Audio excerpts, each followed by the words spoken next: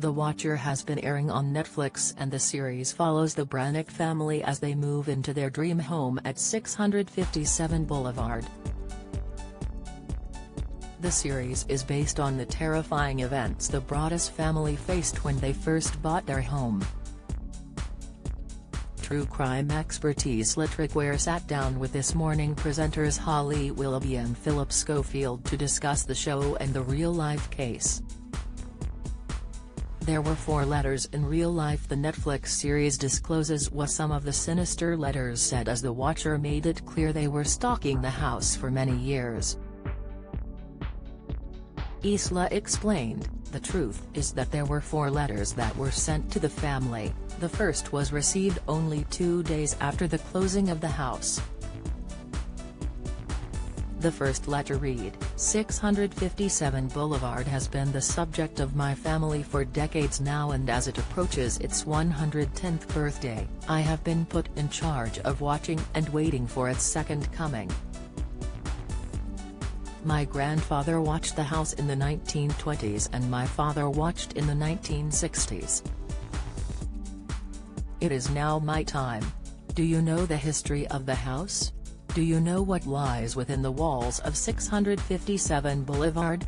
Why are you here? I will find out."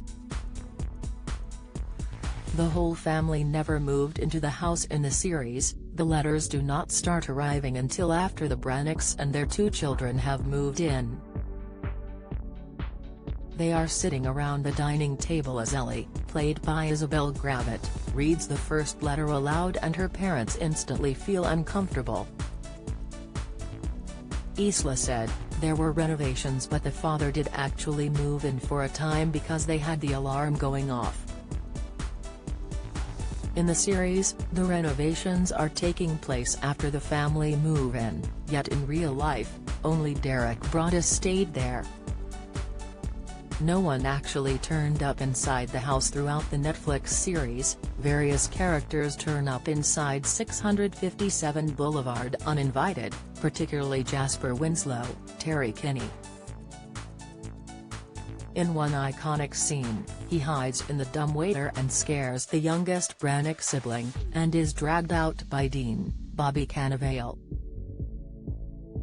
Later in the series, the mysterious John Graff, Joe Mantello, poses as someone overseeing the renovations, and Dean finds him making himself at home in the kitchen. When in fact, in real life, nobody turned up inside the house showing signs of suspicious behavior. The Watcher had written to the previous owner. Isla explained that the eponymous stalker had reached out to the previous homeowner to praise them for keeping the house in its original state. She said, "This writer had written to another resident of that property, but it was just before they left, and it was thanking them and praising them for looking after the house. So I think they objected to whatever the Broaddus were doing at the house, and that's why they got angrier and angrier, and they decided we can't live here.